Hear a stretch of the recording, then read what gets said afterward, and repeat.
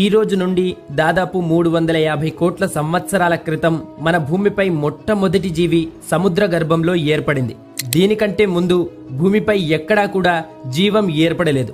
భూమి యొక్క వయసు సుమారు 454 కోట్ల సంవత్సరాలు. అంటే భూమి పుట్టినప్పటి నుండి సుమారు 100 కోట్ల సంవత్సరాల వరకు భూమిపై ఎలాంటి జీవి పుట్టలేదు.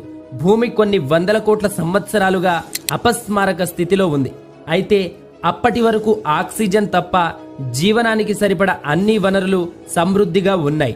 సరిగ్గా ఇదే సమయంలో ఈ రోజు నుండి దాదాపు 350 కోట్ల సంవత్సరాల క్రితం సముద్ర గర్భం యొక్క అత్యంత లోతులో లూకా అంటే లాస్ట్ యూనివర్సల్ కామన్ యాన్సెస్టర్ అని పిలువబడే ఏకకణం జీవి అమైనో యాసిడ్ మాలిక్యూల్స్ నుండి ఏర్పడింది.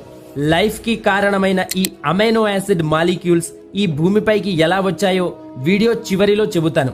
ఇక్కడ ముఖ్యమైన విషయం ఏమిటంటే ఈ లూకా అనే ఏకకణం జీవి ఈ భూమిపై ఉన్న అన్ని జాతుల జీవులకు పూర్వీకురాలు. ఇప్పుడు ఈ లూకా నుండే ఈ భూమిపై ఉన్న ప్రతి ప్రాణి జన్మించబోతుంది.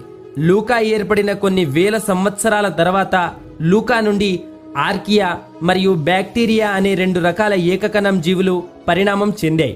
వీటిని ప్రొకారియోట్స్ అని పిలుస్తారు. ఇవి ఒక సింగిల్ సెల్డ్ ఆర్గానిజమ్స్. ఈ సింగిల్ సెల్డ్ ఆర్గానిజమ్స్ నుండే ఈ వాతావరణంలో ఆక్సిజన్ ఏర్పడనుంది. సరిగ్గా ఈ రోజు నుండి సుమారు 250 కోట్ల సంవత్సరాల క్రితం సయానోబాక్టీరియా అనే ఒక స్పెషల్ ఆర్గానిజం ఈ ప్రొకారియోట్స్ అని పిలువబడే బ్యాక్టీరియా నుండి పరిణామం చెందాయి.